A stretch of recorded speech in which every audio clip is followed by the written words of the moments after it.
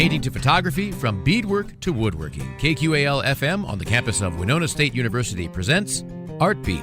Art Beat highlights the work and accomplishments of local artists from in and around Winona. Support for Art Beat is made possible by the Minnesota Arts and Cultural Heritage Fund. Everyone has a story to tell, but not everyone knows how to tell that story.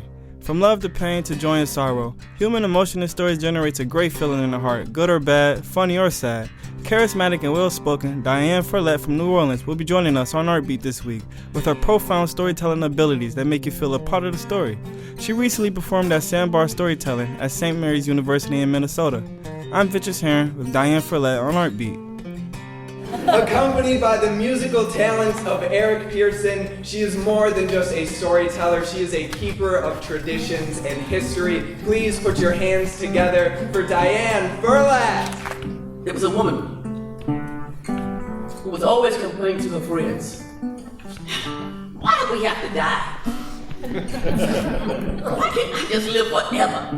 And she was always saying that every time they saw her, "Why do we have to die? Why can't we just live?" They said, "Girl, get a life."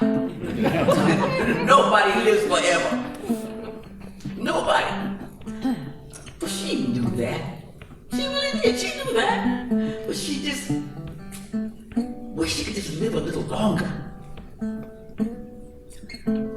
Well, one day, she did hear about somebody that might know something about living a little longer.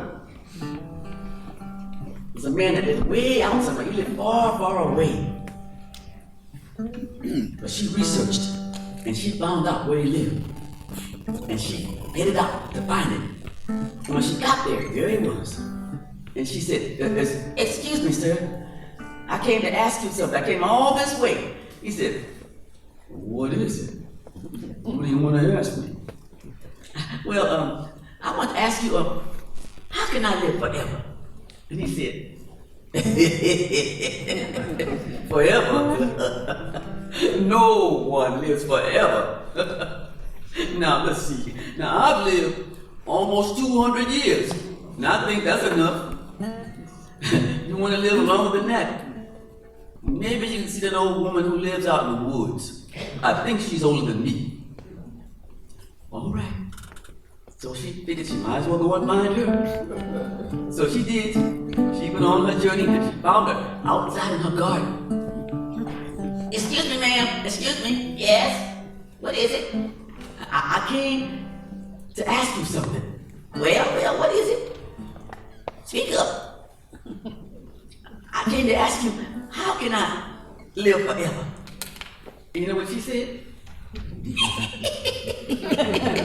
"Forever? honey, no one lives forever." She said, "Now, I've lived almost 500 years, and I think that's more than enough. Now, I don't know what to tell you. If you want to, maybe there's an old man on the mountain. I think they say he might be older than me. But you maybe can try to ask him. But he lives far away on that mountain. It's up to you." Well, she gone this far, right? Might as well try to find him. So she went up, trying to find him. Didn't take long. She found him out there, sitting in a chair. Very thin man, looked very old. He was like this, all scrunched up like this, and he wasn't moving. So she walked a little closer. She said, "Excuse me." He still wasn't moving. She walked a little closer. She thought, "Is he dead?" And when she got a little closer, he turned his head. You scared me, sir. I didn't mean to scare you, but I came here all the way to ask you something.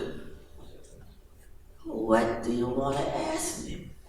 I just want to ask you, can you tell me, how can I live forever? And you know what he said, right?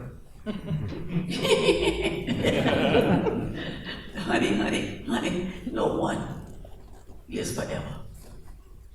Now me, I've lived over 500 years. And that's plenty enough, but I'm still here.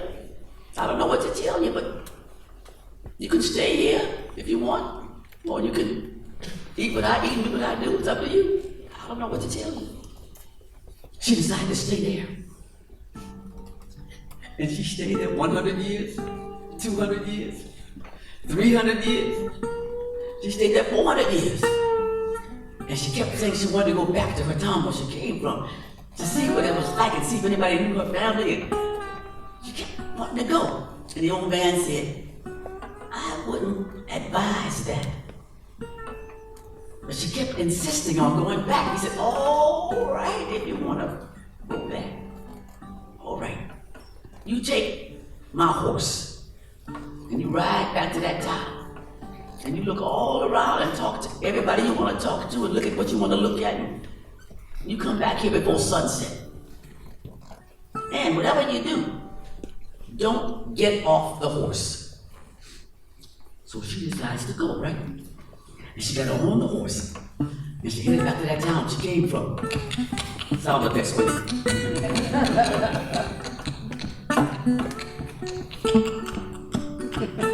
Got back to town. Did it look the same? Can you imagine coming back to Winona 500 years later? She didn't recognize anything. Nothing looked the same. Her house, where her house used to be, no street, nobody knew her family name, nothing. She kept looking and talking to people, and nobody knew anything. And finally she looked up and realized, oh, she better get back to the mountain before sunset. He said, come back before sunset. So she headed back to the mountain. And when she got close to the mountain, she noticed a wagon blocking the way. All the contents spilled out all over the road. And she couldn't get by on either side. Oh, I have to get back before sunset. And as she got closer, she sees an old man leaning down, picking up something off the ground and put it in the back of his wagon. Then he leaned down and got another thing and put it in the back of the wagon. And another thing, she went, I'll never get home before sunset. So she got a little closer, she went, excuse me, sir. I have to get home before sunset. Can you move a little faster? He looked up and said, oh, I'm old. I can't move too much faster than this. And the librarian wasn't just a children's librarian. She was a storyteller. She had all the kids on the floor next to her, around her, crisscross applesauce, how they do. She'd read the story, and she'd put the book down. And then she would tell the story to these kids. What's the difference? The realism. The realism. What else? What's the difference? The way that she spoke, making the story come alive. They're right there with the teacher. There's eye not the contact. book anymore. Yeah. She's looking at them. She ain't looking at the book, reading. She's looking at them. That's different. If I'm talking to my girlfriend about a new boy I met at the party and how he gave me a kiss, blah, blah, blah, and she's like this, looking somewhere else or thinking about something else, she's not listening. I'll stop talking. Right. She's on her phone or something else. Yeah. You're not gonna But if she's going, story. really? What happened? Oh, girl, I don't want to hear no more. What else? If she keeps engaging and wanting to hear more, I'll keep talking. That's what the difference is. Eye contact. Kids not showing the book, showing the pictures. They make their own pictures. There's a witch in the story. Everybody has a different picture of what the witch might look like. They have their own version of what the witch might look like. Might be even scarier than what you trying to give a scary story. It might be scarier for them, their own version of how she look or how the monster look, whatever. They're making their own pictures. It's quite different when you put the book down. So how would you think that, listening to folklore or reading folklore stories or listening to a lot of stories helps with the art of storytelling to make you become a better storyteller? Well, of course, the more you listen, the more you kind of get an idea. I've seen it done many times. I mean, if you grew up, you say, I've seen it done many times. I can do that. But it's not that easy. And a lot of young storytellers think, I can do that. That's easy. But they don't have no stories. I'm going to the Black Storytelling Festival next month. A lot of these young storytellers come there to steal what I tell. They don't want to. You have to find stories, your own stories.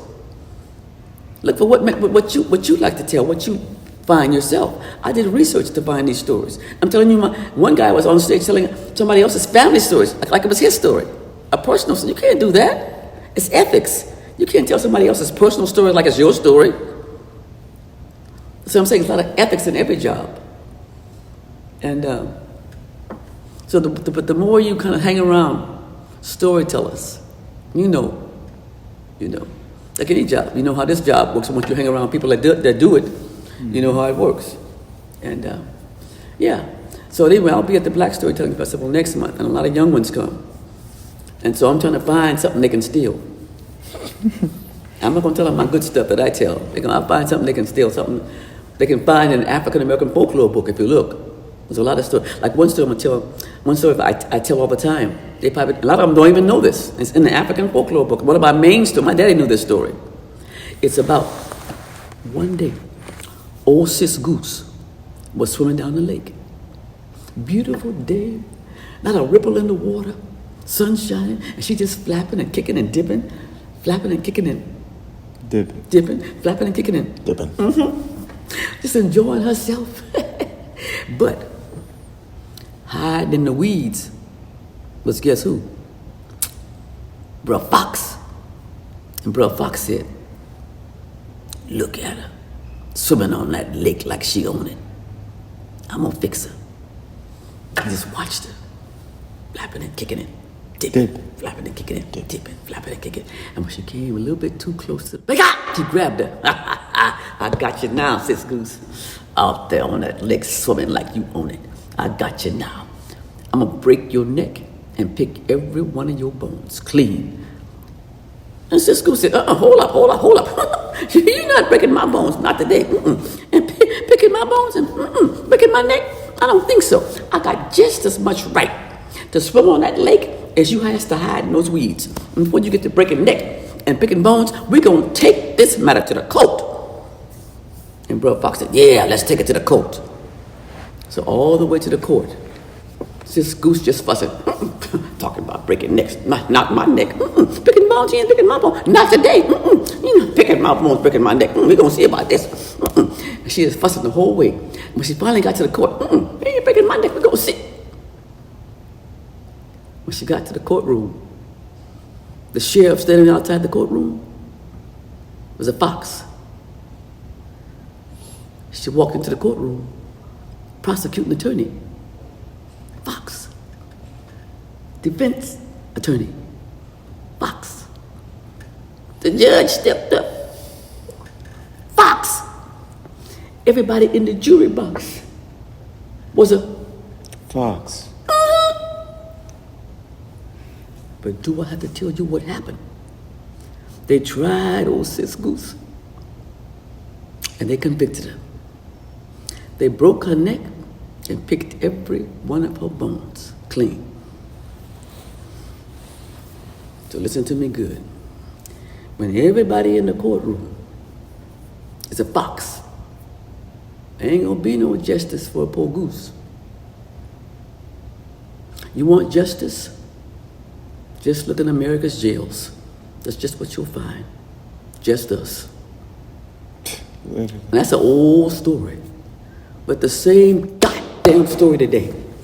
Yeah, that story's time telling. You see, it's an old African Americans told this story long time ago. And it's still the same story today. Same story. It's an art. The same story. That story's been passed on from generations. It's been passed on. It's an old story. And you just passed that story on to me. You see what I'm saying? And you know it. So if you have to tell it, you have to tell it. It's an old story. But it makes so much sense if you look at it from a different perspective or any That's what I'm saying. perspective of what the story is. It's a beautiful art to have. Right. And all cultures have their different stories. Japanese, Chinese, you know. It's just the art and how the stories passed down. Exactly. Or told, you know? And things that happen in their experiences. In those different cultures, those stories come out. You're listening to Diane Follett at the Sandbar Storytelling event on Art Beat. right here on 89.5 KQAL. Do you love podcasts but crave local content? Well, now you can keep it local with KQAL Podcasts on KQAL.org. Hear interviews with Minnesota bands, artists, chefs, comedians, historians, community leaders, and more. KQAL Podcasts, keeping it local on KQAL.org. Also listen to KQAL on Spotify, Apple, Google, or anywhere you get your podcasts. Well, I ain't going no higher. I ain't going down. You're listening to Diane Follett at the Sandbar Storytelling event on Artbeat, right here on 89.5 KQAL. I'm sorry, but maybe if you help me, I could move a little faster. And so she looked down at that old man, his back was hurting him, looked like his arms, he could hardly lift his arms. She could, poor old man. And she turned her body to get off the horse, and when she turned, she looked down, and she saw all these worn out shoes. She said, "Where did you get all these worn out shoes?" And the old man said, "Oh, these are my shoes. I wore them out, walking all over this world, year after year after year after year, looking for you. My name is Father Death." And soon as her foot hit the ground, she turned into bones. That old man picked up a few of her bones and put it in the back of the wagon. And he said, "No one lives forever." Now I know I won't live forever. I'm 78 years old. My time is coming, right? I know I won't live forever. But when I think about my 78 years on this earth, I think about, what do we leave behind? What do we leave behind? My mother, I say things just like her. She always said, "Ooh, my mind sure ain't long." Well, she couldn't remember things. I look in the mirror, what do I see? My mother. Now, what do we leave behind? My grandson says stuff like me. I think about all the thousands and thousands of kids I've told stories to over these years. What do we leave behind? Soon and very soon, I'm going to meet the King. Soon and very soon, I'm going to meet the King. Soon and very soon, I'm going to meet the King. Hallelujah, hallelujah. Not yet. I'm not getting off that horse yet.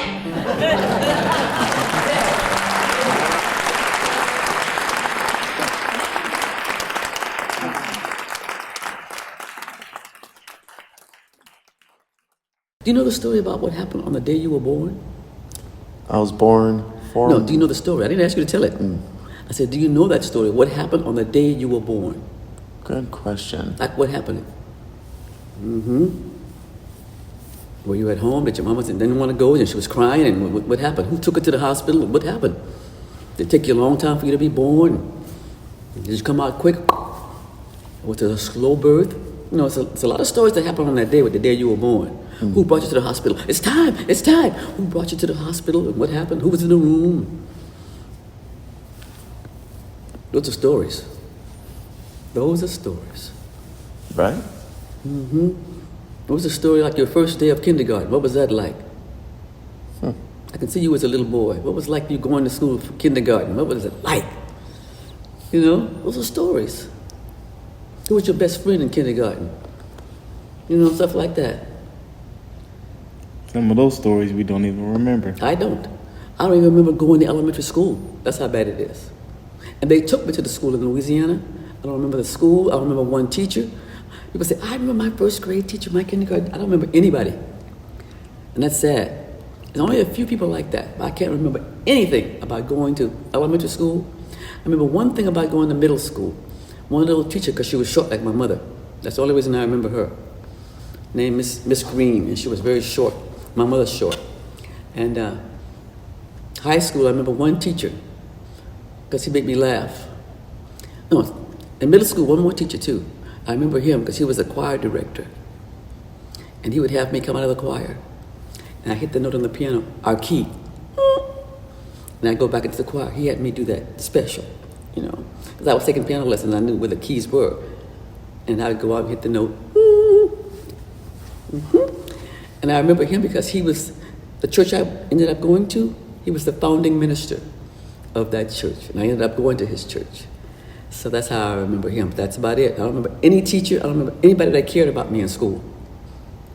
Sometimes it's only the people who left a reaction in your life, you know, who left a reflection into your life is those the ones you remember. Yeah. You know, some to change, have an emotion or something. Yeah. Do you know, remember your kindergarten teacher who she was? Nope. See? Barely Remember your remember the kindergarten name of the teacher? school. Vividly, I know what she looked like. Yeah, okay. I don't remember my kindergarten. I don't remember anybody. In fact, I don't remember any teacher in elementary school. Not one. Do you remember one teacher in elementary school? Who? I remember Miss Kilday. That was my 4th grade teacher. Fourth grade? Yep. Oh, see? Off the top of my head, those are the only one I remember. Yeah. Do I remember 3rd grade and 2nd grade right now? To be honest, still, I just forgot their names. See? Yeah. And sometimes as the older you get, if you don't tell those stories, the memories are lost. They get lost. And I don't have any of those school memories. A little bit in high school, I remember. I remember hating going to swimming because you had to take a swimming class in high school. You couldn't graduate unless you took swimming. To this day, I still can't swim. It just passed me on. Every time they threw me in the water, I would sink. My butt would just sink. And then plus all the black kids hate to go swimming because our hair would get wet. You can't wet black people's hair, and you can't have time to fix it. You know? I go to school now, and I had this cute little boy in my next class too. And my hair was all jacked up. I said, oh, no, I hate swimming. I never did learn how to swim either. To this day, I can't swim. It's not good. We all can't swim. I said we all can't swim. You can't swim either? Oh, I took swimming lessons. See? Oh, well. I'm just not. I took swimming lessons every summer. Every summer. After high school, every summer. They threw me in the pool. Figured, swim or die. I was about to die. He had to throw a pole in to get me out. You see? There's certain things I just couldn't do. I can't do that swimming. No. There's an old saying that blessed is the person that's too busy to worry in the daytime and too sleepy to worry at night. I like that. My mother never worried about anything. She always said, the Lord gonna take care of me. But some people just can't help it, huh? Like this woman in this story. Worried about every little thing. Worried about this, worried about that, worried about the other. I mean, she couldn't sleep, she couldn't eat, she was losing weight. And her family saw her coming, they said, we don't want to hear. She drove her family crazy. Well, she couldn't sleep, couldn't eat, losing weight, she was so worried. So you know what she finally did? She went to visit her good friend. Because that's what friends are for, right? She told her friend about how worried she was and what she was worried about. And she said, look at me. I'm losing weight. I can't sleep. I can't eat. What would you do? My friend said, I really don't know what to tell you. Why don't you try giving all these worries to God? Well, that night, when she went home, got down on her knees, to humble herself. And she began to pray and give all her worries to God. All of them. Then she got in bed, covered up. Did she sleep? No. She tossed and turned, and finally she fell asleep. And she commenced to dreaming. But in the middle of her dream, guess who popped up? Old Scratch himself, the devil himself. And he looked at her and he said, worried, are you?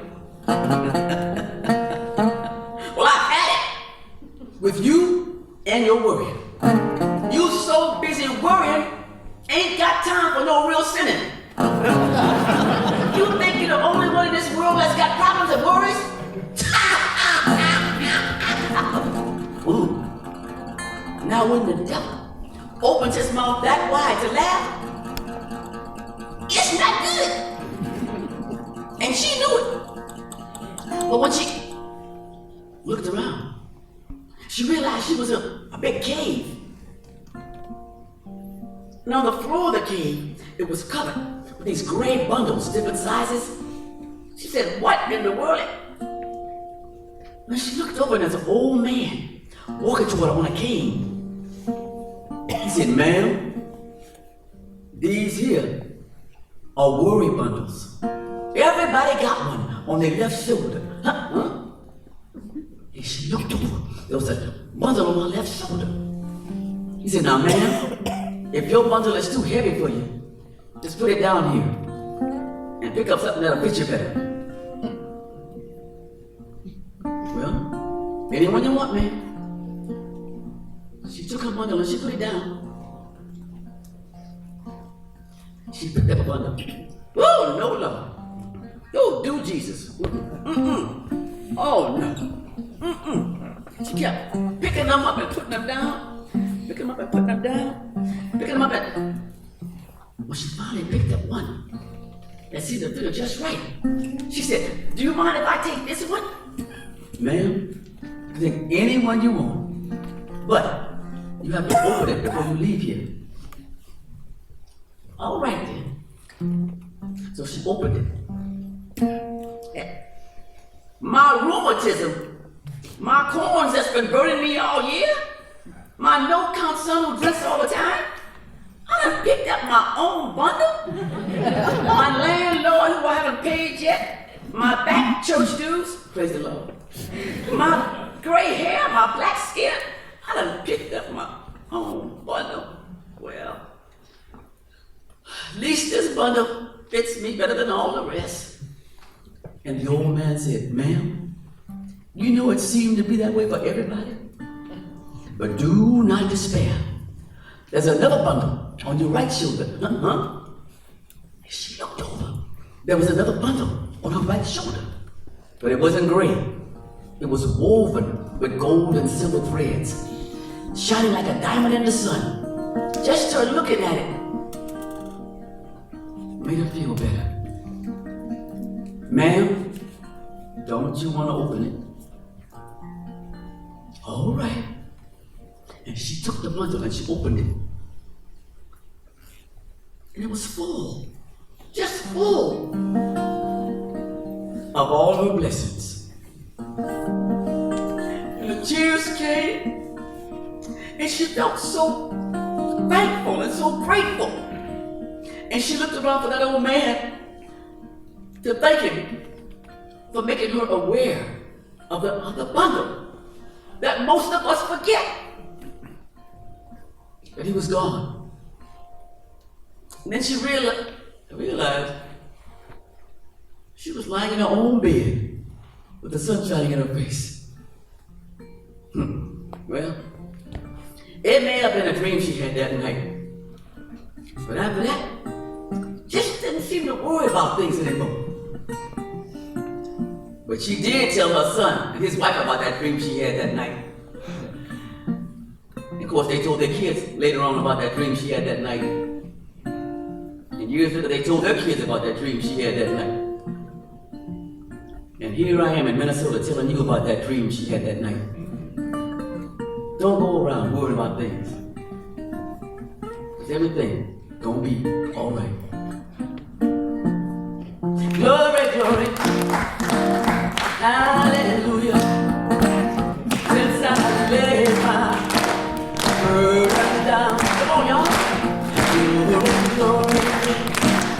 Hallelujah.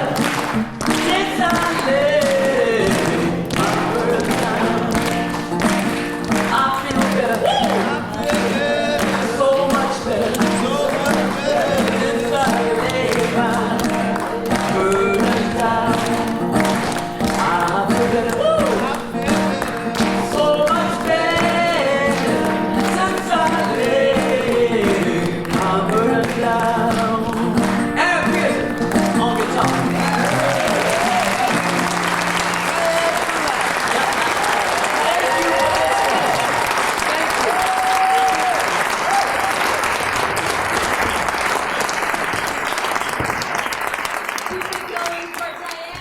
Have you ever told a story and listened back to it, like on your own time? It was like, man, I wish I just said it like this, that instead of like that. I have CDs, and you wish I could have added something else. But I was.